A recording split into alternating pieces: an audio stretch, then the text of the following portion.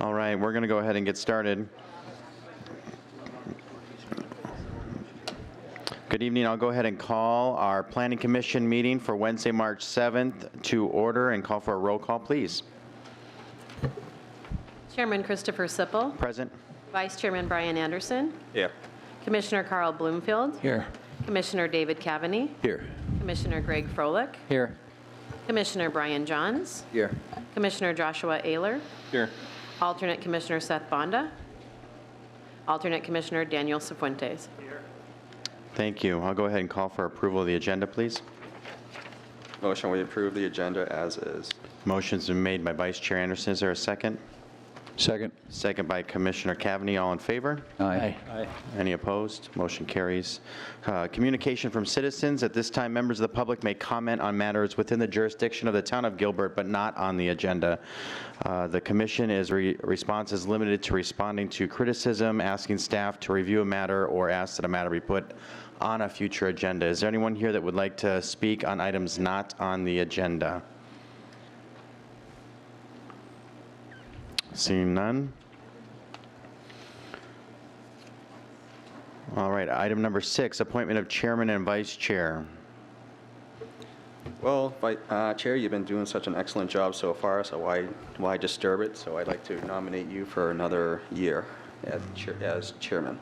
Thank you, Vice Chair. Is there a second? Second.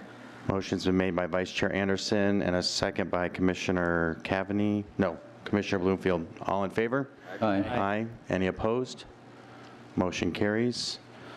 Keeping with that theme, I'll go ahead and make a motion to appoint Brian Anderson as the Vice Chair of the Planning Commission. Is there a second? Second. Commissioner first by Chairman Sipple, second by Commissioner Bloomfield. All in favor? Aye. Aye. Any opposed? Motion carries. Thank you. Number 7, appointing of zoning hearing officer and alternate zoning hearing officer. I'll go ahead and make a motion to appoint Commissioner Ayler as the zoning hearing officer and Commissioner Bloomfield as the alternate zoning hearing officer. Is there a second? Second. First by Chairman Sipple, a second by Vice Chairman Anderson. Is there all in favor? Aye. Aye. Any opposed? All right, thank you. Everyone's back into the business here for another year. More notes? Okay. There has been, before we move to public hearing consent, there has been a request to move item 12 off. This will be DR 171163 commercial development for HHB. We've got a couple comment cards. So with this, our public hearing consent, all items listed below are considered consent calendar items and may be approved by a single motion unless removed at the request of a commission member or for further discussion. Other items of the agenda may be added as well. The items on our consent this evening will be heard in 2 motions. The first motion will be items number 8, 9, 10, and 13. And then a second motion will be made for item number 11. And once again, item number 12 has been pulled, and we'll pull that to non-consent. I'll call for a motion. Motion, we approve items 8, 9, 10, and 13. Before we vote on that, I do need to declare a conflict on 8, 9, 10, and 13. Okay. Motion's been made by Vice Chair Anderson. Is there a second? Second. Second by Commissioner Cavaney. All in favor? Aye. Any opposed? Okay, motion carries. I'll call for a second motion on item number 11. Motion to approve item 11. Motion's been made by Vice Chair Anderson. Is there a second? Second. Second by Commissioner Cavaney. All in favor? Aye. Any opposed? Motion carries. Thank you. Public hearing non-consent. Non-consent public hearing items will be heard at individual public hearings and will be acted upon by the commission at a separate motion. There are a few items on our non-consent. We will start with item number 12. Gilbert, are you prepared to speak on that one? Chairman. Okay. Chairman, I have to declare a conflict with that project. Okay, thank you. Gilbert, why don't you come on up? This is DR 171163 commercial development for HHB. Just give us a quick overview of it, and then we'll proceed with the public hearing.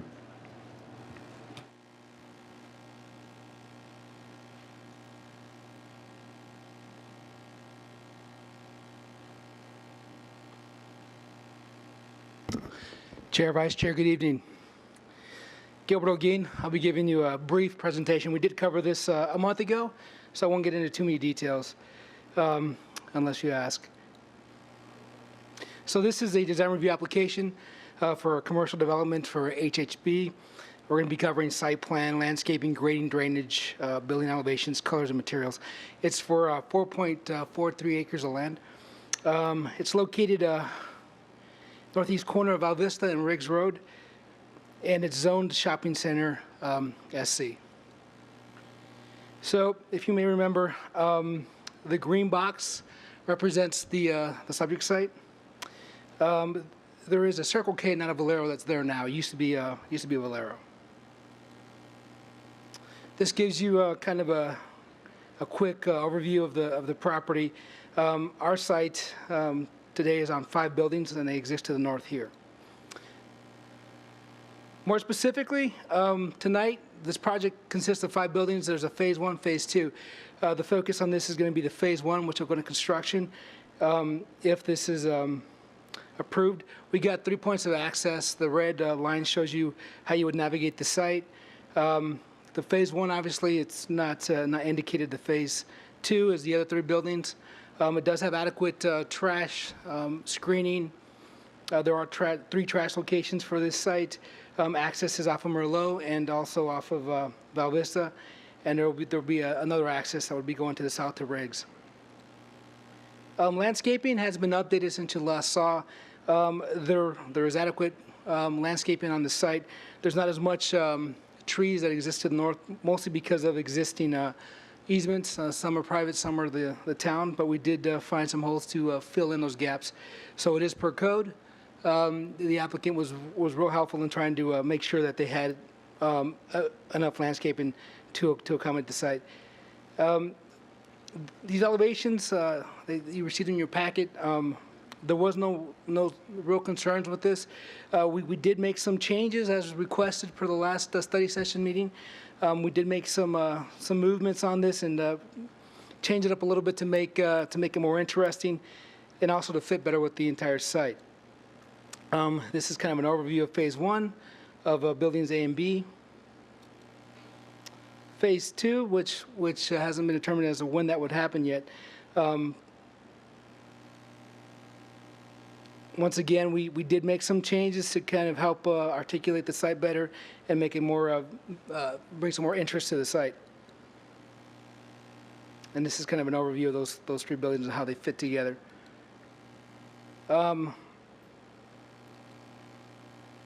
This is the light plan. Staff had no issues with that. And the grading and drainage plan. Now, before I get into the recommendation, I did detail in the report that the comments that were made at the last meeting have been addressed, and this site does follow code, if not more in some cases. We did have somebody who sent us an email who had some concerns. There should be an email for you that kind of details those. Staff has emailed the applicant, I should say, has emailed the concerned resident. He did email back. We did respond to his questions and his comments. There was another person that sent us a phone call, and I did talk to him, but he was more interested in the end uses, which we really don't know, except for the coffee shop. So if you have any questions for me, I'd be happy to answer them.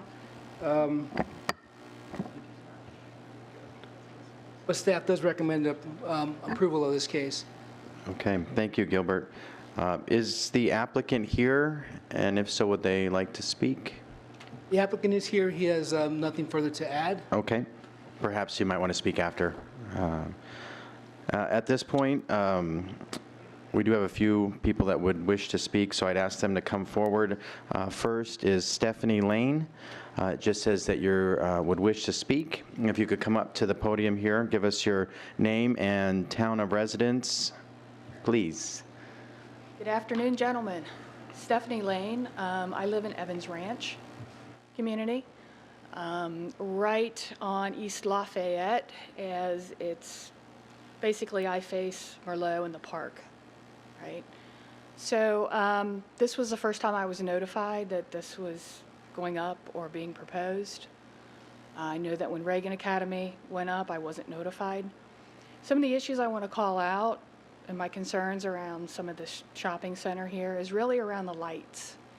It is very, very bright, where at least along my road, East Lafayette, literally it looks like the second coming when it comes to the Circle K and the Reagan Academy. And I'm just a little concerned when you're adding a shopping center there. Yeah, sure, absolutely. I wasn't really privy to the lights, really, to look at any of this. I tried to look at some of the comments made prior to that. You know, and I do have to concur with all the comments. Chairman, that are can I made. interrupt for a moment? We're not capturing the voice. If we could have, if ma'am, if you can speak into there, we Sure. could capture your, for the minutes. Thank you. Is that better? Yeah, that sounds better.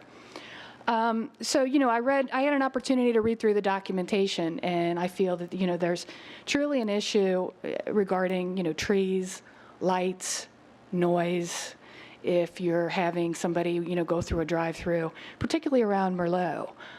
With the Reagan Academy, I've noticed that there has been more traffic there, and I know that they're trying to accommodate them with how they've built the academy, where you're not directly coming out on Merlot, but there still is people in the area a lot later than normal, right?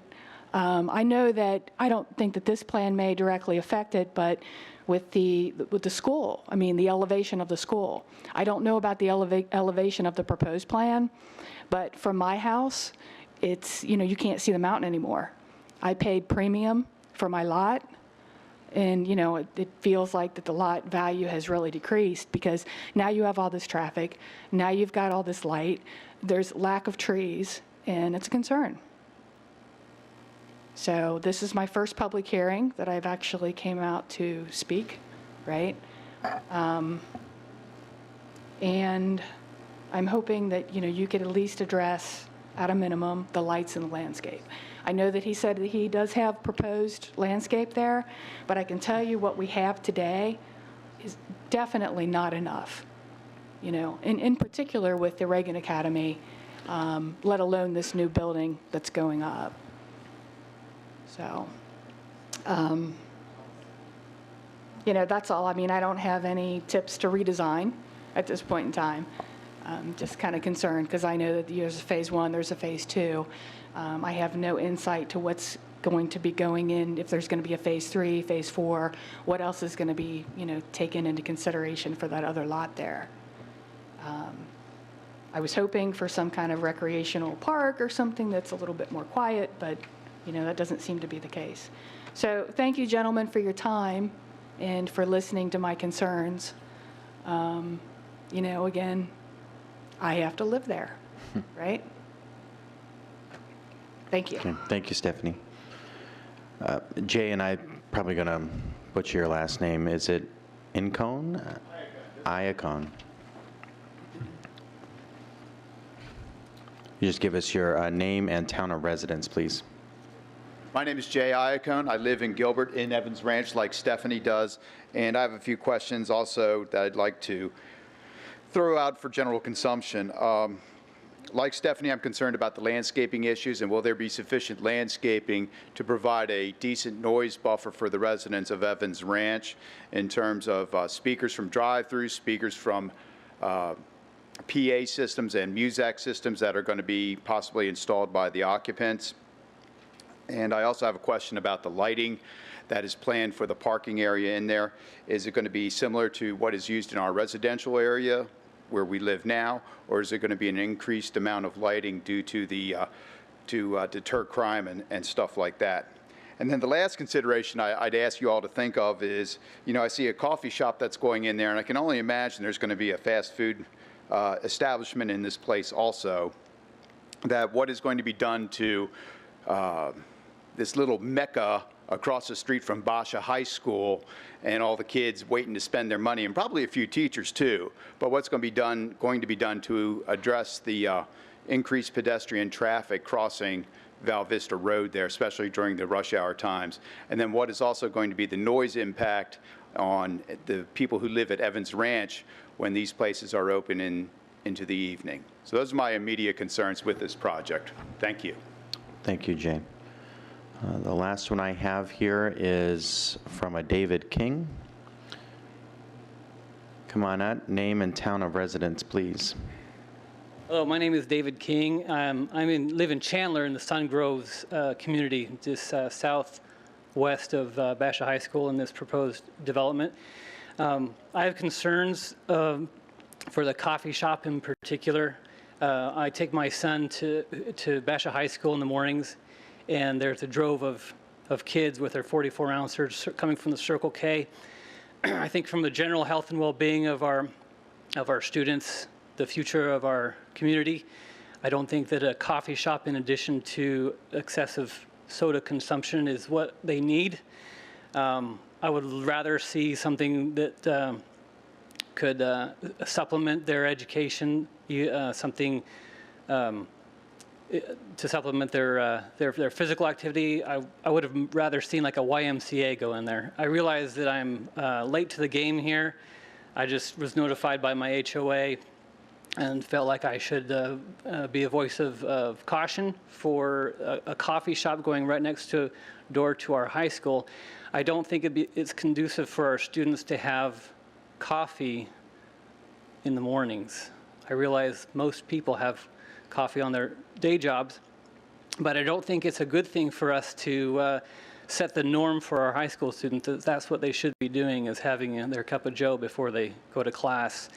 And I also voice a concern about traffic level. My son has a 0 hour, which means we go in at, what time? 6 o'clock. And there's lots of students coming from the Circle K with their sodas. And it is a big issue of safety. Now, I realize that if you were to not allow the coffee shop, that the Circle K would literally have a corner on the market. I wish I would have been here back then to voice my concern for that Circle K. I wish we would have seen something else there more conducive to learning. That's it. Thank you. Thank you, sir. Would the applicant like to respond to any of the points? Gilbert? If I may, I could talk on their behalf, if that's okay. That's fine. As far as the questions in regards to the coffee shop, we don't have any control over what use ends up going there. I would like to note that the coffee shop is at least 200 feet away from the residence to the north. As far as the concerns on the lighting, this is a small commercial center, so it's per what the code requires, and most lighting is to shine down and not to spill over into the neighborhoods. The concern on the landscaping, I will go back to that. We did work with the applicant to make sure there was plenty of trees as required by code. But as I mentioned before, in this area here, there are easements that prohibit additional trees. So we did try to fill in the gaps along the Monroe Street, and staff would argue that there is enough landscaping as required by code to buffer noises that would be created on this. And I do want to mention as well that there are screen walls. I believe it's 3 to 4 foot screen walls that are going to help also with the noises that are created within this site. As we all know, coffee is typically most used in the morning. They can do service during the day, but the majority of your noise issues on a coffee shop would be during the morning hours. With that said, we don't have any idea what may happen with the other buildings. I will say that the code would support office-type uses, medical offices, chiropractors, uses of that type. And we're only talking these first two buildings. The other three buildings won't be coming into play until later. So staff would argue that the applicant has met what was required by the code and what was asked by the commission as far as making sure that that this does fit with what the town needs and requires. Is there any other questions for myself? Question first. Any questions for staff? Okay. Commissioner Ayler. So I guess we're not looking, I guess I have a little confusion on the coffee shop. We're not actually looking to approve it directly as a coffee shop. We're just looking to set up the drive-through itself and whatever tenant it could be any restaurant or non-restaurant at that point. Commissioner, it's the use. That's the only building in the plan that I'm aware of that it's slated for a coffee shop. Right, but I'm saying our approval is not based upon a coffee shop. Our approval is based upon the drive-through itself. Yes, Okay. and whether it meets code or not. Right, so on the drive-through itself, what do we have a location for the speaker box on the site plan? Yes, I think it is called out on the site plan as far as the point of order. I didn't see it originally, and it's kind of small up there, so.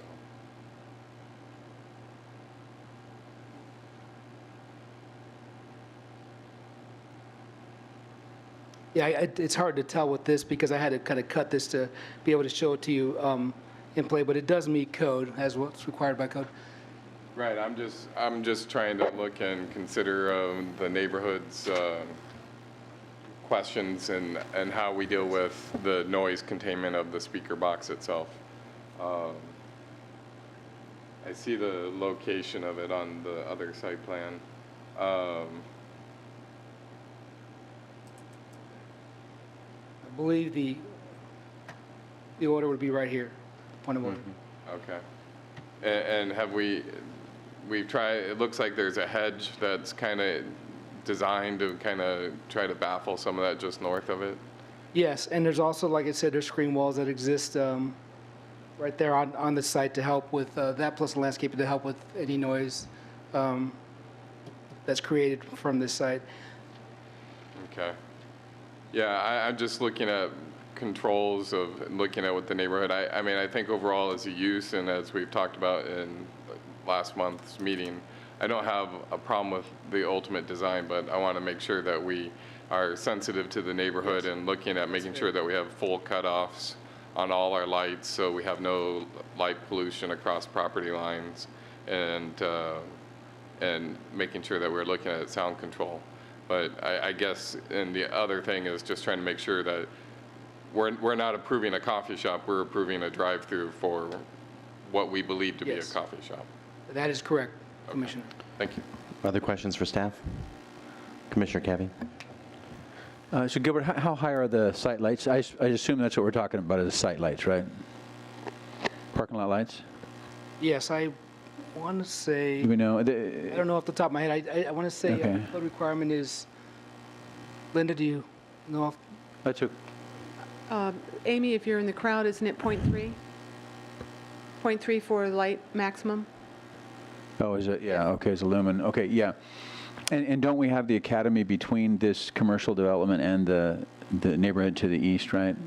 Okay, so it's just to the north. And are those shielded at all? Are any of the site lights shielded to the neighbors? Do we know? Yes. Okay. Okay, sounds good. That's my only question. Thank you. Any other questions for staff at this time? I'll go ahead and close the public hearing, bring it back up to the dais for comments. Commissioner Cavney? So just looking at the history of this site, it's been zoned commercial since 2005. So it's been a commercial property for quite a while. And so we know and have known that it's going to have some type of commercial component. With that said, as long as it's meeting all the codes regarding lighting and so forth, and all the commercial development codes that we have, I think we need to be we need to recognize that and recognize this was never going to be a park. It was not going to be, something different than a small commercial property. As far as and I really appreciate the citizens coming to talk. That really helps when you guys come and share your concerns. It helps us evaluate the whole thing. And as I've looked at this parcel now, I've been studying it here on Google Earth. I've been studying all the maps we've got, studying the history. And what I'm seeing is that, we have Basha High next door that has blaring speakers during football games. I don't know that a squawk box on a drive-through is going to be any different or louder or problematic than that. And I really think that what I see in a landscape plan is a fairly dense landscaping plan with some green buffer provided by the neighborhood to the east and partial northeast areas. I see that the academy is going to block off, and again, I haven't seen the academy, and I've looked, and the maps don't currently have the academy. It must be too new to see how their lights play into the neighborhood. But that academy is going to buffer any lights that this small commercial development generates. So I think from an overall development offering, this small development with these nice, fairly attractive, modern-looking buildings is going to be a benefit to the neighborhood versus other things that could have come here. So, and I think having a drive-through on the far corner away is not a real stretch. It's not anything different than the Valero generates as far as traffic and lighting and so forth. So I think it's a pretty good offering, and I'm supportive of what they've done. I've studied all the designs, and I think that they have done a fair job, and especially as we studied it in the study session, in addressing our concerns and thoughts at that time. So I'm good with it. Thank you, Commissioner. Other comments? Commissioner Ayler? Just to add a little bit onto it, as the site itself, I think the applicant has tried to push the noisiest, the most traffic-oriented out to the major street. And so I would have a problem if we were trying to flip the drive-through and have it more into the neighborhood and a little deeper into the lot. So looking at a small development like this, I think ultimately they've done what's best for the town and the site. I do think I want to make sure that we pay attention to where the box is, so where it's blaring, and light control into that little bit of the neighborhood that's there. It does show that it has an evergreen hedge there. I just want to make sure as a town we try to do as much as we can to screen that portion. I think the rest of the site moves well and pushes the traffic out onto Val Vista, which is the best for this type of site. So I would be in support. Thank you, Commissioner. Any other comments? Okay. I'll go ahead and call for a motion. Real quick, actually, I apologize. Gilbert, are we making a recommendation to Town Council? No, we're approving it right here. Thank you. All right. I'll go ahead and call for a motion. I'll motion that we approve DR 171163. Motion's been made by Vice Chair Anderson. Is there a second? Second. Second by Commissioner Kaveny. All in favor? Aye. Aye. Any opposed? Motion carries. Thank you. All right, we'll go ahead and move on to item number 4. Yes, thank you. Please, Daniel, want to come back up? We're going to make a quick commissioner swap here. Thank you, sir. Have a good evening. Up next is GP 17-1017 and Z17-1027, Williamsfield Luxury Senior Living. Amy, good evening. Good evening, Mr. Chairman and members of Planning Commission. We are discussing the Williamsfield Luxury Senior Living, which I did bring to study session, you will recall. It is a senior living community. It is apartments that are proposed west of the southwest corner of Williamsfield and Higley Roads. So we're about 1,000 some feet to the west down, and part of the property is in the Gateway area within the general plan, and a portion of it is not. So we're right on that boundary, the cusp of where the gateway area ends.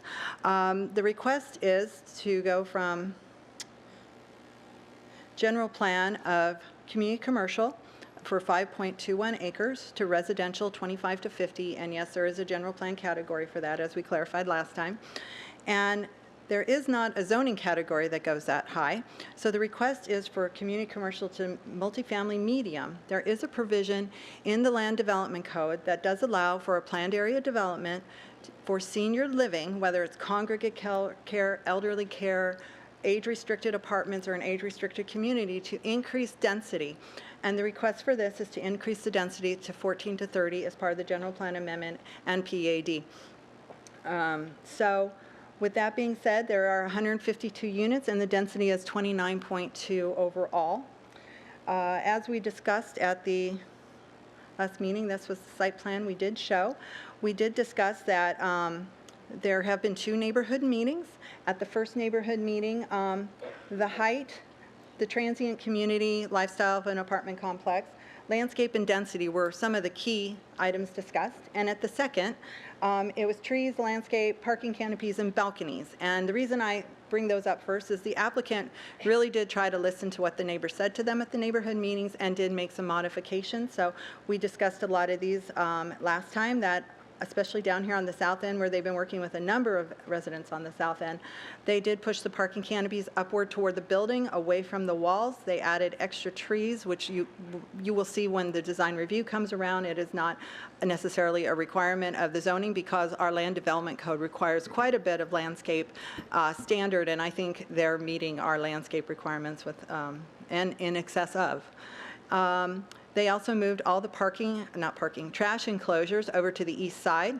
And they are asking for reduction of landscape over here on the east side that is adjacent to outdoor recreational vehicle storage and personal storage, as well as an automotive repair facility. So they're decreasing the landscape over here. There still would be landscape, but it'd only be 5 foot instead of 20. And they're putting all the trash enclosures over on this side so that they're keeping them away from the residents to the west and to the south. They also, at that time, did request a minimum lot area reduction. If you'll recall, we've had discussions over the last year or so that the minimum lot area, really based on code requirements, most of our applicants, the design of the development works well without having to have minimum lot area or maximum lot area requirements on the project. And we've talked about eliminating those for multifamily. We've yet to make that code amendment, but staff has no problem with the request being made. The other requests being made that we did discuss last time was there are some balconies here on the south end, on the second floor, but on the third floor, there are no balconies. And that was in response to the request from the residents to the south about balconies overlooking their rear yards. And I believe the applicant's representative here this evening has some view corridor studies for you to show what that would look like. So I will let him dwell on that. And I'd like to make a clarification that 45% private open space would be the minimum requirement on the first and second floors. However, 106 units meet the 60 square foot requirement for outdoor open space, private outdoor open space. So their balconies or patios, 106 of the units of the 152 would meet the 60 square feet. 41 would meet 45 square feet, and only 5 are 0.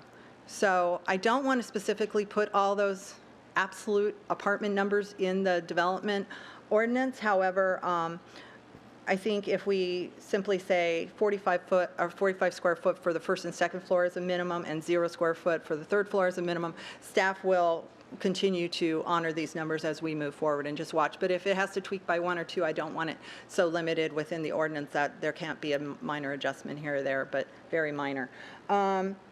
There was also discussion about the children's play area, which is 0. It's sort of a moot point in a senior living 55 and older. There is quite a bit of amenities in the open space areas here in the center courtyards with a passive and an active recreation area. And then they were asking for a reduction for enclosed garages from to 7%. So 25% is standard. They would like it reduced to 7%. They are providing parking canopies, but not as many garages. With the kind of building and construction being done, garages are not easy to work into the design, as well as be able to park the rest of it for the active seniors who will live here. With that being said, staff is in favor of this project. We think that they've done a really good job of answering the neighbors' concerns and working with the neighbors and reaching out over the last few months. And if you have any questions, I'd be happy to answer them for you. Thank you. Thank you, Amy. Is the applicant here, and do they wish to speak? Briefly?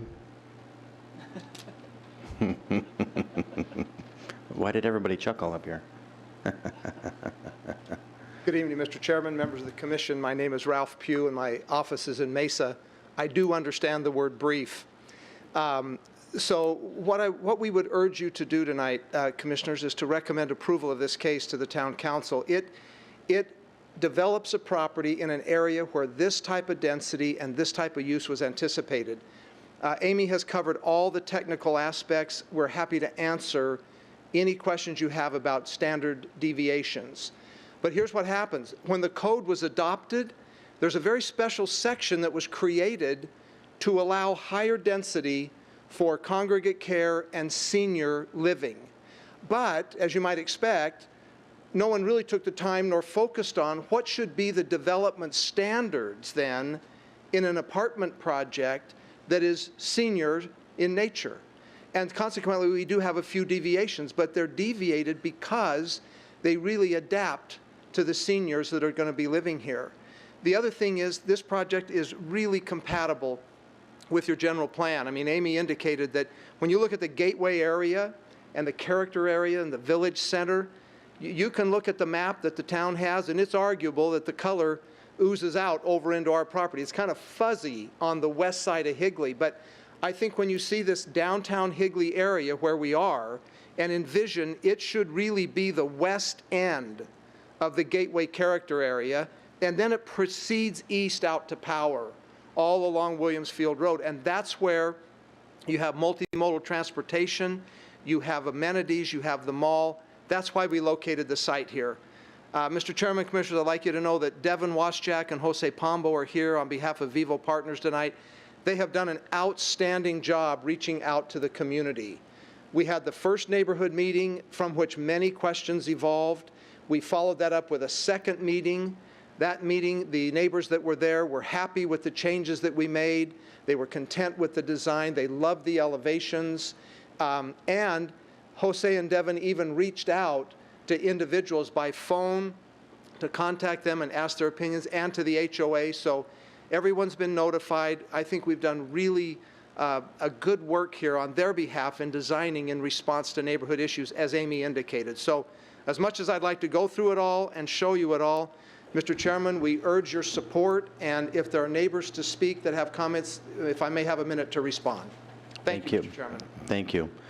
I do have a comment card. I would ask for a Cynthia Smith, but it doesn't say if you'd wish to speak or not. It just says you're opposed. Would you like to speak as well? Okay, please come on up. Name and town of residence, please. Thank you. Yeah, hi, my name is Cynthia Smith, and I reside in Gilbert, and I am actually in the Chaparral Estates West. My home is square in the middle of the south side of this project. My backyard faces it. Today, I would like to say that I've opposed this all along, and I will say they've done a great job at presenting and working with the neighbors. I have no problem there. But I don't think that this should be rezoned from commercial to multifamily. When I bought my home, I was well aware that there could be a development back there, and I understood it was commercial. I have no problem with that. But to see this structure and the density of it does not fit the neighborhood. We are just east of the 101 Santan mall area. The entire is residential area. You have Higley High School, which is just opposite on the north side of Williams Field and Higley. There's a lot of traffic. I had David, I think, Cavaney, something that he had mentioned earlier about one of the schools, Basha. If this is senior living, I can tell you the noise from that high school on football games will not be something they're going to appreciate. There's a train that runs past there, and as I mentioned, it is a very dense residential, quiet neighborhood. I'm concerned with the density of this and the parking structure along the homes where I am, and car alarms going off at night. I understand that it is a senior, and there's a lot of focus put on that. I don't know why. I'm a senior, I'm 63, I'm not dead, I make a lot of noise. So I don't know why we keep focusing on this being a senior unit. It is very dense because of that. And it just seems like 152 units squeezed at 3-story into this area does not fit the neighborhood. It doesn't fit the area. Lastly, I'd like to say that the traffic on Williams Field is already pretty bad, and it is going to increase. If you look to just the left of this, you'll see that you can come in here on Rockwell, and my street right here is Boston Street, will go all the way around to Higley. As it exists today, that's a raceway. If the signal is red at Higley and Williamsfield, they cut through Boston and come around. There's no other signal. I can see now that the traffic, this is more going to drive traffic through the neighborhood to avoid those signals at Higley and Williamfield. It is just ridiculous trying to get in. There's only 2 ways out of the neighborhood now, and I can't make a left, barely a right. So again, it's the density of this unit. It's the rezoning that I oppose. I would like to see it remain as a commercial. For obvious reasons, that's what it should remain based upon the other structure of the buildings that are just east of it. Thank you. Thank you. Would the applicant like to come back up and respond, please? Mr. Chairman, thank you very much, and Mrs. Smith, thank you for your comments. We've been aware of Mrs. Smith and her concerns, and we have specifically on the south side of the project, we have moved the 3rd-story element 92 feet from the property line, and then an additional 10-foot setback, or step back, as your code calls it, with no balconies. We've also removed the parking canopies that existed on the south side, and we've provided 3 different tiers of landscaping, immediately adjacent to the property line, within the parking field, and building and landscaping. So there's a generous buffer there. The comment with respect to commercial is a very interesting one, Commissioners. Please recognize that this site is basically 1,000 feet west from the intersection of Higley and Williamsfield Road. While I think there was some hope that Williamsfield downtown, as we call it, or Higley, as we call it there, would evolve into some commercial enterprise, it just hasn't. This has been zoned commercial for 12 or 13 years. The plant nursery that was there left, nothing has taken its place. So this is a really good opportunity to start the process, to jumpstart the far west end of the Gateway Character area. And indeed, the senior housing, the reason we mention that is because Section 3.101C of your code specifically provides for the increase in density. And in this case, Commissioners, frankly, we're only 4 units above what the typical apartment density would be anyway. We're at 29, and typically apartments get up to 25. So I believe our architects and our owners of this project have designed a great project, a good site. Staff recommends it, and we urge your support, Commissioners, to the Town Council. Thank you very much. Thank you. Any questions for staff? Staff, do you want to come back up? Amy, is there any questions for staff from the commission? Any? No? Oh, okay, Vice Chair. Amy, just a quick question for you. So on the reduction of the private open space down to 45 square feet, are they still maintaining the 6-foot minimum depth for those balconies? Mr. Chair and members of Planning Commission, they have not provided the design review for us yet. However, that is what code requires, so that is what we will be looking for when it comes through. Okay, thank you. Commissioner Ayler. Oh, Amy, sorry. Quick. Sorry, Amy. And I appreciate everything the applicant said on the design and these criteria that we're setting for the south side. Have we seen even a preliminary design other than communication, since we're basing a rezoning case on design elements? So I guess that's kind of where I want to see some, because there was 3-tier, I guess, and the applicant can show me then the 3 tiers of landscape. Since that's a nice buffer, and I'm like, wow, that sounds like a good thing. Well, at this time, what was discussed at the last neighborhood meeting was along the south end here. They're leaning toward evergreen elms. The neighbors had a lot of discussions about actual tree species with the developers, and so we're leaning toward evergreen elms in a very dense, packed environment. And then in the parking lot, we do require parking lot trees. They still are showing a few parking canopies right here adjacent to the building. And then there's the landscape, which we refer to as foundation landscape around the building. And you can see them represented here. We do not have the actual landscape documents in at this time, but we would be working off of something similar to this. And then from a perspective view, which these I believe I showed you at study session, you can see how the step back occurs here at the 3rd floor without the balconies, and you can see the kind of landscape that we would anticipate adjacent to the building, such as smaller trees and shrubs, and then the parking lot trees could be a standard size tree, as well as the trees along the south property line. Okay, thank you. Commissioner, we've done the same thing on the west side too, to provide no 3rd-story balconies looking west either. It's been designed to avoid that on both sides where the residents are. Thank you. Thank you. Any other questions for staff? Okay, thank you, Amy. I'll close the public hearing, bring it back up to the dais for comments. Commissioner Ayler? All right, thank you.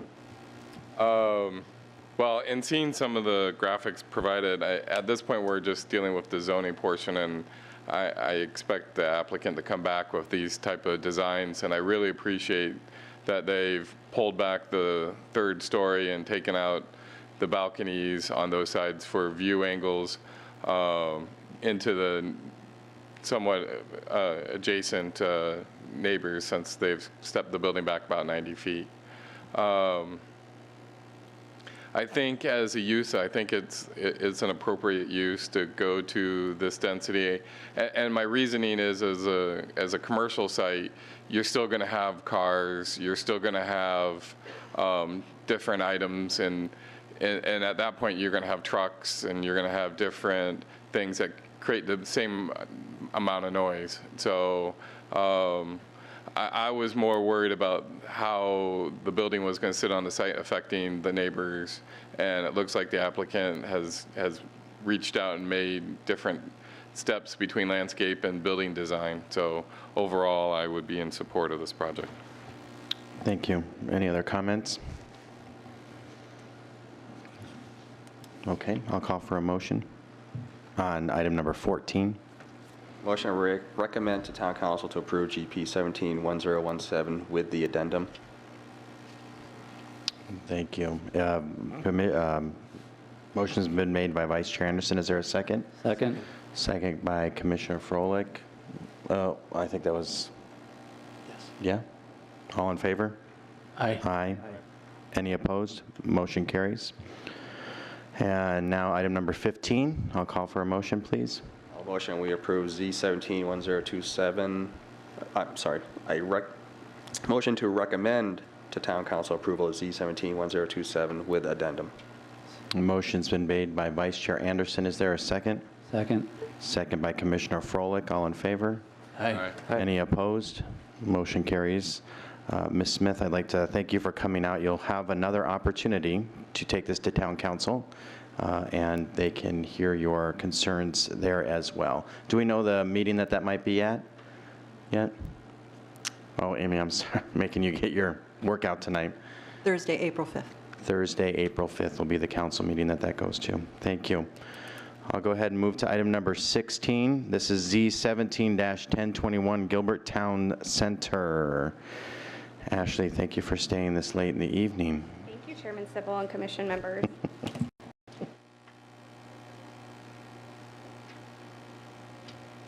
I will continue on with the theme this evening of keeping it brief and then just address any questions that the commission has. You saw this last month in study session along with the design review case. We're just asking for a recommendation tonight on the zoning. The design review will follow. But this is the Gilbert Town Center located on the southeast corner of Gilbert and Warner Roads, the vacant project that we see as staff every day. Again, the site remains vacant with banner portion of the banner site developed to the east. This aerial doesn't show the apartment complexes that we all know have been built to date with Civic Center to the south. What we are looking at today is an amendment to the development plan. So the zoning that exists on the site today is regional commercial, and they are looking to maintain that regional commercial zoning district. However, when they originally came in, part of their PAD included the development plan that you see up on the screen that had the buildings oriented differently on the site, kind of centered more towards the site, discussion more of an office type uses. And so we're looking at amending that today. The total site that came in was 25 acres, and we are just talking about the hard corner there of Gilbert and Warner, which is a total of 14.69 acres. It's important to note that this commercial site is intended to integrate with that multifamily, or the multifamily is intended to integrate with the commercial portion. And so what staff looked at as we evaluated the revised development plan is, does this provide more integration than the previous plan? And we really feel that it does. It creates a great pedestrian environment. You see those pedestrian connections throughout the site. They've provided some connections to the Banner site should Banner want to incorporate those when they come in with their future phases. So we've worked really significantly with the applicant to make sure that this is a pedestrian-friendly environment so that those residents from that multifamily project feel comfortable walking to the site and walking through the site and moving through the site. We do know that this particular multifamily regional commercial multi-use project is a difficult one with that banner piece in the middle kind of missing. So we do think that the applicant has done a commendable job really making this pedestrian friendly. Staff does note that one of the conditions you'll see that has been added to the rezoning case is to create kind of an entry node on the southeast corner of the site to serve as that area that invites pedestrians in the same manner that they've provided on the northeast corner of the site at that Gilbert and Warner intersection. They're also requesting some deviations. We talked about these last month at study session, a deviation to the arterial intersection landscape setback requirements, reducing those along both Gilbert and Warner Road. The net effect of that is really losing about 20 square feet of landscaping when you look at the node that they're providing there at the center, as well as the larger than typical right-of-way along along Gilbert Road, I'm sorry. And then along with that, a landscape and building setback reduction of 10 feet. In terms of the conditions, since this is a PAD amendment, some of the strike-throughs that you see on the condition list are things that have already been accomplished or provided with the development of that multifamily. In terms of addition of conditions, again, we're amending condition F to include those deviations for this particular parcel. We added the one about the entry node on the southeast corner of the site, and then just a note about the floodplain issue that the applicant is working through at this time. So with that, I'm happy to answer any questions that you have, and the applicant is here tonight as well. Ashley, thank you. Would the applicant like to speak? He would not. Okay, appreciate that. If there's anyone here that wishes to speak on item number 16, Z17-1021, I don't see any. All right. I think that we probably have some questions or comments, so would you like the applicant up here too? Yes. Yes, perfect. Commissioner Ehler, would you like to start? Sure. Okay. Well, I have questions for the applicant, so if the applicant can come up.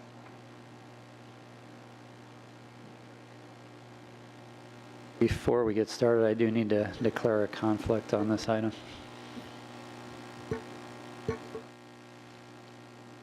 For your record, you asked Ralph to be brief. I tried to cooperate tonight. I'll give you this one time. You can talk all you want. No. I'll regret that probably. Yes, you will. So my issue is not with the deviations if this was a standard standard development. So I guess my question is, at a point in time when we were dealing with the residential, and you were the applicant for that side too. And so it was brought to that the last development plan was a placeholder because we didn't know what it was going to be. But now we're deviating from a plan that was a placeholder. I guess my question is how, in the integration of the site, what's your viewpoint and how this is integrating? Since we're just looking at a schematic plan, how we're making the connection between the RC apartments that were given to first that was in the development, and then how this site plan is making the best achievement to integrate to that plan. Well, I think you've got to be cognizant that the integration is severely restricted. When the town made the decision, of which we are not critical, to put Banner in the middle of these two sites, you restricted the amount of intercourse between the two sites. So there's only one possible way to connect them, and that's along American Heroes, American Heroes Drive. And we've done that.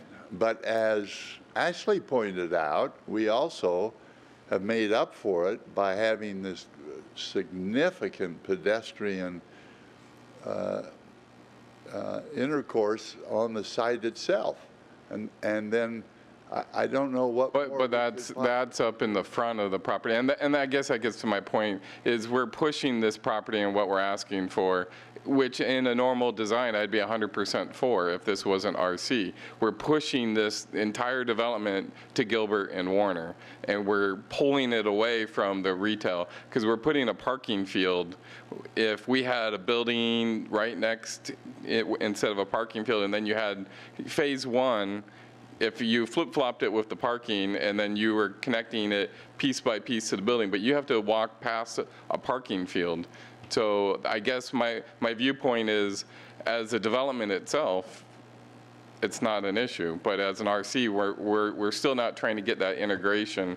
We're only looking at it as, since we have this band, all we're doing is taking from point A to point B. And once you get to the site on point B, which this would be, then we're just going to treat it as a normal retail center.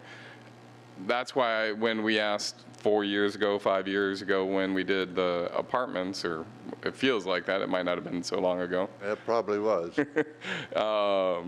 What we were looking at that point, and we were given a placeholder that we're deviating from. So I guess my viewpoint is how we have not making more of a connection between the two sites with the buildings. Well, if you juxtapose this plan versus the placeholder plan, admittedly it was a placeholder, we disclosed that during the hearing. This has much more integration, and you talked about the parking structure. That other plan had the parking all along American Heroes Way. We've changed that. We brought the buildings forward, make it much more interesting, more pedestrian friendly. Before it was just a big parking lot there. Right, and I agree, but that we as a commission never looked at it. We, as a commission, when it was brought to us, that's a placeholder, but now we're looking at this placeholder as approved, and I guess I wish we would have, back in time, and we can't go back in time, looked at that plan, but we were looking at how the apartment buildings were at that point. And my issue is now we're trying to deviate or create a plan that's better than a placeholder, and I believe you guys have done that. And so I'm not saying that, but that wasn't looked at as a plan at that point in time, because we didn't know what it was going to be. So my issue is trying to bring the buildings closer so you have a pedestrian connection, so you're not walking through a field of parking to get to the first building that takes you to the next building. And so I guess that's my viewpoint. Well, I'm going to let the person that designed it, okay. Dean will take you through that, but may I just make a general observation? We're not asking for design review approval tonight. This is just the zoning. Right, but it's based on RC, so we have to look at that criteria. So since we were, and I don't know through staff, I could ask the same question, is since we did the apartments at one point in time, and we are basing it upon what we could integrate into the commercial, and we didn't know what the commercial was, so we just have, hey, here's something to go with. Since we're in RC, as these deviations, are we here to look at how the site plan, since we have a development plan given to us in the packet now, that will become the new development plan. Should we be looking at that pedestrian connection because of it being RC and how that works as a development plan? Chairman and Commissioner Ayler, the reason why this came back to you as a rezoning was because the real development that they have before them that wants to build here did not look like the adopted development plan. The development plan that was adopted in rezoning was for the apartments and was for the commercial corner. It was our opinion that what they are bringing forward today for your review and approval or recommendation is a better plan for pedestrian connection, and it also provides a better presence to the street with buildings versus parking. So because of that, they are back in zoning, so the development plan reflects what you see now. And we think they have brought it a step better, including the condition of approval for an additional pedestrian node on the southern part of their project. So I'm striving to understand your question. I'm sorry if I haven't answered it, but that is how we are working with the applicant today on what you see. Right, I guess because my issue is we're basing upon a plan that was given to us that I feel as one of the commissioners at that point in time took very little consideration of what was going on there, because we were told to not look at that plan. We were told don't worry about the commercial side, because it's going to be brought to us right away. We have a plan. We don't know. We've got to get it signed, and we'll give it to you. But so that was up in the sky. Now we're saying, well, we're doing better than that plan. So, but does that make this plan right? And that's my question: is the design, is it available to be looking at I guess I'm just confused. We're trying to do better than a design that nobody really took in consideration years ago. Commissioner Ayler, maybe I could also note that we are working with them in detail on a design review project, of course, with architecture, site plan, and details. So this development plan that is proposed tonight is similar to others that you have received and approved. And then the next step is design review to fine-tune all those things, as long as you believe it is in substantial conformance with the zoning development plan. Right. So that gets back to the new development plan. That's part of that package. So when we approve the zoning change, we would be approving the new development plan. Correct. And then this would be followed up with a design review project, which is in review now with the details to fulfill and implement the development plan. Okay, so my ultimate question then is, on the new development plan, how are you making a pedestrian connection from the trail that's given to this site in its best design? That's my question. Okay, well, let me have the designer, Dean, handle that. Thank you, Commissioner Oler. I'm going to try and get back to the site plan. Hopefully I'll get us there. This diagram sort of helps set the this actually helps set the plate pretty well. So as Paul explained very well, we had limited options about how to make that physical connection between the two properties. And so we really saw American Heroes Way as our conduit. And we brought the buildings, 3 buildings, all the way against the street, which is quite a bit more than the previous plan had. And we elected to make essentially a gateway out of that north-south street that connects down to American Heroes Way. We worked with Ashley to also make another pedestrian connection on the other side of the 2-story building, which anchors the southeast corner of the site.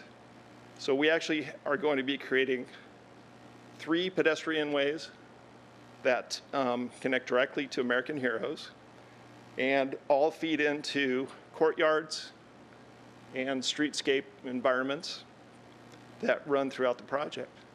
So that's how we've taken the Sausier that we were kind of handed with this connection point and tried to integrate it as much as possible into this plan. So 2 questions to that. And as I tell you, if this was standalone and it wasn't part of the RC, I'd completely agree with everything you've given, and I would be fully in favor. My question is, since it was RC and it was connected, and this gives a good example. We have a trail not in the right-of-way. That's our connection point, is the trail. So we have a trail separate from the sidewalk, correct? I'm not sure that that trail exists today. But it's in the plan to be developed. The one that crosses the Banner property? Well, there's a band there that we have. There's a connecting flag between the 2 pieces. Yes, it is basically in the right-of-way of American Heroes. So the connection point is a sidewalk that's being dedicated within. So now we don't have a trail? Well, that's the connection that's the only connection we were given as part of the procurers of this property. Okay, so we'll go with that. Then since these are 2 connected properties in zoning, just because of the RC, you've pulled the buildings as far away. I'm saying if you would have flipped the building and tried to get the first entry point, you got to go another 60, 120, say 200, 300 feet. If you would have come in at that connection point and then you bleed into the property and then make that more your focal point connection, I feel you've pulled away from that property instead of trying to blend them in together. Well, we could compare it either against the originally approved plan, which obviously was surrounded by a sea of parking, or we could recognize that this property is going to have a fitness club to it, which has a huge parking demand. And we could certainly have put all that parking in one spot in the middle and erased any sort of pedestrian feel for the middle of the project. But we felt in the bigger picture that this was a better layout to disperse the parking around the buildings, create smaller parking courtyards, and then allow for more landscape to be put into the middle of the project and make that, the destination. Because it's not always going to be possible for us to make that journey wonderful along the way. We don't own every inch of it. So we think that the destination is better because of this plan. Well, I think you could still break up the property and not just make a big C in the middle. I think you could bring one building over and make a diagonal corner to corner to corner and getting it there, but that's a design issue. We were told to stick with the geometry that was closer to the originally approved PAD plan, which we actually liked the symmetry of it, and we liked the order that it gave to the site by having a more or less a streetscape kind of shape to it. So we stuck to that geometry based on a lot of work we did with staff. And I can appreciate that. I guess it all stems back to a development plan that wasn't really brought to the attention that that's what the development plan was going to be, and 2, that this is an RC property, that it should be blended because this is multifamily, is mixed use. So now that's my issue. I have no issue with the design itself as a retail center, but it's not mixed use, and that's still my issue to this property directly. It's not the design. It's more that it's not following the mixed use design. Okay. Thank you. Thank you. Are there any comments, other comments or questions from the commission? Mr. Chairman, if I might, I'd like to just respond to one comment that Commissioner Oler made. You were right, but I detected that we were getting a little bit of criticism when we came in with the apartment complex and said, well, we're right ready to go with the commercial. That was true at the time. In the audience, the night you approved the multifamily, we had a developer there ready to go. This parcel is so extremely difficult. It has flood problems, it has drainage problems, there's just a plethora and infrastructure of problems that are very difficult. Since that developer, that night, this property has had 4 developers make a run at developing this property. This is the first developer that's gotten this far. It's a very challenging piece of property, and I think we've done one great job of doing it. Thank you. All right, I'll go ahead and close the public hearing, bring it up to the dais for comments. Any additional comments? Commissioner Bloomfield, I'll give you the really one last comment. Commissioner Bloomfield. Chairman, as I look at the project tonight, I can understand where Chairman Naylor is coming from, because I sat on that meeting that night where everything was approved and there was real concern about the RC zoning and how it's supposed to be mixed use, and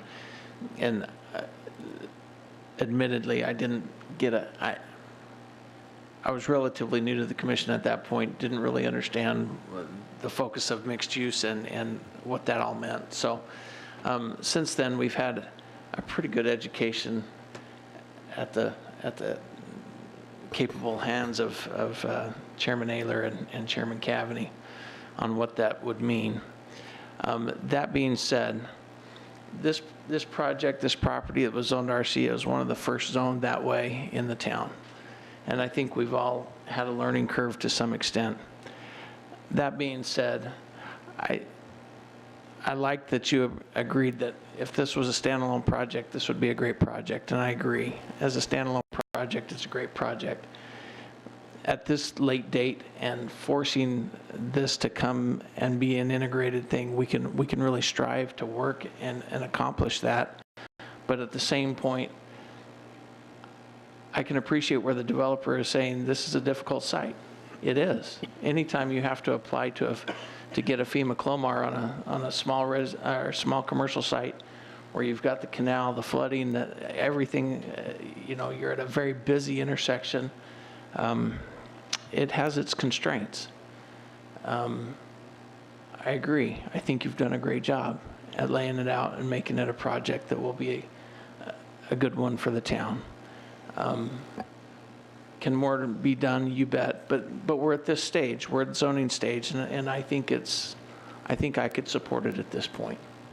And if it were coming in together with RC and with all of it together, then yes, we would have a different discussion altogether. But at this point in this project, I'm okay with it. Thank you. Any other comments? Commissioner Naylor. I'll make it brief. Overall, again, as a design, I do not have a problem with it as a commercial setting. And with that, I hope they come back with a great plan in development. I cannot support it because I don't believe that it deals with the mixed use and design with the RC, but I can see in design review, if it's brought back to us and showing these pedestrian connections, that could change my mind and support. But at this point, for the zoning case, I would not be in support of this case. Thank you. I'll go ahead and call for a motion. Oh, yes. Oh, Commissioner Johns, I'm sorry. Yeah, not to continue this, but I had a question about one of the plans, because in our packet, it shows kind of a meandering sidewalk coming through. but I think that's a street side sidewalk. So I guess I'm trying to get a feel for what's out there. Also, I think that comes about at a later date during the design review. And, but maybe that's a staff question of what that, it doesn't show in this one. And maybe that, trying to catch up on the history of what is being said here tonight. I don't think that impacts the zoning of this, but if we have an opportunity to speak to that later. I think we will in design, right? In design review, we'll have an opportunity to speak to that. Yeah. Keep in mind, Commissioners, Chair and Commissioners, I realize the difficulty of some of your decision-making because you are keeping in mind the history of this project that required a use permit for an integrated project in the RC zoning district. And what you're approving tonight, or what you're recommending and reviewing tonight, is a schematic of a development plan showing the basic components that will be detailed in the design review, which will come to you next. Okay, so as long as I'm clear, this is a schematic and we're just rezoning for these deviations for the corner. Yes, that's true. When we adopt a development plan of this nature, then we are saying what comes forward for development in a design review must be in substantial conformance with the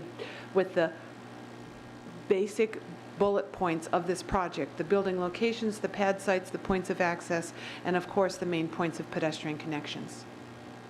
I agree. I think I support the zoning, and just from the history of what I've heard about this, and it does seem like it's turning its back on American Hero Way. I'll state that from what I've seen, and it seems like it should be a little bit more of a connection, and to get a pedestrian connection, you need a pedestrian need, and there's no need to American Hero Way. It's just, you're driving in and accessing it from the backside. And, we have an opportunity to speak to that later, so I'll save my comments till that time. Thank you. I'll go ahead and call for a motion. I'll take a stab at it. For the reasons set forth in the staff report, I move to recommend approval to the Town Council for Z17-1021 as requested, subject to conditions listed in the staff report. Second. Motion's been made by Vice Chair Anderson, a second by Commissioner Bloomfield. All in favor? Aye. Any opposed? Nay. Motion passes 5-1, 6-1. Oh, yep, we had an abstention. That's right, 5-1. Okay, very good. Thank you. All right, item number 17, Z18-01, request to amend the Town of Gilbert Land Development Code. Keith Newman, right? Yes, good evening. Make it perfect. Go for it. Perfect? Yeah, make it perfect. Make a comment on this. I'll try my best. Is Ty? It really stands out. It's finally, where's Gilbert? Gilbert's not here. It's finally nice to see another guy come up with a tie. Yeah. Sorry I didn't wear my suit tonight, guys. That's all right. Next month. Maybe. Maybe the purple tie, too, might come back. All right, sir, hit us with them. Chairman, civil members of the commission, the project, the case before you, is, as you already stated, is the LDC amendments batch H. As you know, we came before you last month and presented this batch to you in detail. This is a continuation of previous, well, not a continuation, but it's another batch. We've already gone batch A through G, and now we're doing batch H as we continue our process of continuous improvement of our land development code. So on the screen in front of you, you will see, and I know you already know this, but you will see all of the proposed text amendments that we are proposing with batch H. So tonight, I would like to focus on, since we already gave you the details of covered patios and porches, farmers markets as a special event, which I may touch on that one just shortly, eating and drinking establishments and standalone smoking lounges, the definition. I would like to focus primarily on accessory structure location, because at the last meeting we didn't show you the language and things, but we were just getting your direction. And now we have a proposal for you. And then I want to touch just very quickly on farmers markets and some new information that I just received a little while ago. So through Batch H, we're proposing to clarify the code and and update a few regulations and information and continuously improve, like I said. So the first one, accessory structure location. As you know, and we've talked about last time, we're attempting to, with this proposed amendment, to modify for large lots that are 35,000 square feet and larger, in the zoning categories of SF35 and SF43, to modify the current regulation that allows where accessory structures are located. Currently, as you know, the ordinance says that accessory structures that are located outside the building envelope are only located within the rear half of a lot. So what we are proposing to do in order for homeowners to maximize their lot area and to be able to utilize more of their land, we are proposing to change that for lots that are 35,000 square feet and larger to the rear 2/3 of the lot. Allow those structures to be moved forward. So I will just briefly show you here a few diagrams that I have created for you to help you understand better what we're proposing. So this is a 2-acre lot, long and skinny, which is a lot size that's not too common in the town, but it does exist. And this is where we experience issues with the rear 1/2. So as you can see on the top diagram, it shows an accessory structure that's set back 200 feet from the rear of the principal structure, the house. And about, I thought the graphic didn't show I had the graphic where it showed the distance from the house, from the street, but I don't know why it did not show up. That is strange. So if you notice from the street, so now it is about 240 feet or 260 feet or so, give or take, or whatever, from the street. Sorry, more than that. 300 feet from the street, if I'm doing my math correctly. 300 feet from the street is where that accessory structure would be allowed today in our code if it was in the rear 1/2, if they want to be outside the building envelope. And the hatched area is the areas outside the building envelope.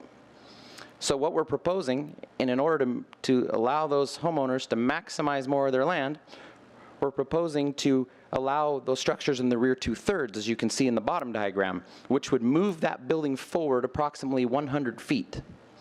And now that means it would be, instead of 300 plus or 310 feet or whatever, from the street, it would only be approximately 200 feet from the street. So it's moving it forward. Now, one thing I wanted to note is on the right-hand side, buildings that are in that setback area, or we're calling them rear and side setback areas now, if you see in the proposed text in your staff report, if they're in that setback area, in that hatched area, they have to comply with these setback regulations that are bulleted on the right-hand side. So it's based on height, and that determines what the setback is depending on the height of the building. So the next diagram I wanted to show you is a standard 1-acre lot in an SF43 district. These lots are much more typical in the town. So you can see here that the structure is, per the code today, in the rear 1/2 is about 40 feet from the back of the structure. What we're proposing to do is move it forward, so that means it would be kind of not completely parallel with the structure, but a little bit. And that would make it about 150, today it's 150 feet from the street. You move it forward, now you're looking at about a little over 100 feet from the street. So it's moving it forward, again, allowing people to maximize or utilize more of their land if we allow it in the rear 2/3. And then here's another example on a lot that's 35,000 square feet. So you can see, again, it's moving it forward. And on this example, if it's in the rear 2/3, then you're approximately 87 feet or so from the street instead of much further back. And then I also wanted to show you a lot diagram. Hey, my little red ones, my red distances from the street showed up on this one. You can see in a typical, like a 7,000 square foot lot, which are pretty common in the town right now, as of in this day and age, you can see that we're not changing it proposing to change it for 7,000 square foot lots, just 35,000 and larger. But I wanted to show you this so you could see what it would look like if we were to change it for smaller lots. So the diagram on the left shows that if we were to change it for a 7,000 square foot lot, it would be almost towards the front of the property, towards the front of the house, which would impact more of the aesthetics and the street presence along a given local street or a roadway. So I just wanted to show you that for reference so you could see what it would look like. A lot more impact on a smaller lot than a larger lot. So that is the accessory structure proposal that we are proposing to you tonight, and the language is in your staff report. And as you'll notice in that language, we have kind of moved things around a little bit and kind of tried to clarify the existing regulations. So one other thing I wanted to show you tonight, based on some information that was just provided to me a little while ago, was farmers markets as special events. Basically, on this one, we're changing the current permitting process for a farmer's market from an administrative use permit to a temporary or a special event permit, which is categorized under our temporary use section. So in the language in your packet, I don't have it on here, you will see that there's a table, a temporary use table that shows all of the different temporary uses. And it says on the far right-hand side, it'll say whether it requires a special event permit. It'll say, like, yes, it requires a special event permit, or no, it doesn't. If it says no, it requires an administrative use permit. So there's a few things that we're attempting to fix in that table that you don't see before you. One of them is this carnival, small scale, and haunted houses and seasonal sales, and things like sidewalk sales. So what we're trying to do is we're in the municipal code. It states that those are special event, events that can be approved with a special event permit. In our zoning code or in our land development code, in that table, it does not say that, doesn't reflect that. So all we're trying to do is modify that table to match up with the municipal code. And that is pretty much it. That's the only thing that we're doing that you have not seen in that table. So we are recommending tonight that you forward a favorable recommendation to the town council for these proposed text amendments. And that concludes my presentation. If you have any questions about what I've presented or any other item that's being proposed as a text amendment for this batch, I'll be happy to try and answer your questions. All right. Thank you, good sir. This is a public hearing. Is there anyone that wishes to speak on item number 17, Z18-01? Seeing none, I'll bring it back up to the dais for questions for staff. Okay, we'll go ahead and close the public hearing. Bring it up for any comments. Keith, thank you. Thank you. I just wanted to mention thanks. Yeah. You did a really good job on our comments and coming back with some of the concerns. So ultimately, it's the reason why we have no comments is for the good job. Well done. Thank you, sir. I'll go ahead and call for a motion. Chairman. Commissioner Bloomfield. I move to approve case number 17, Z18-01 to the town council. I've got a motion. Is there a second? Second. Second by Commissioner Ayler. All in favor? Aye. Any opposed? Motion carries. Thank you. Well done. Administrative items.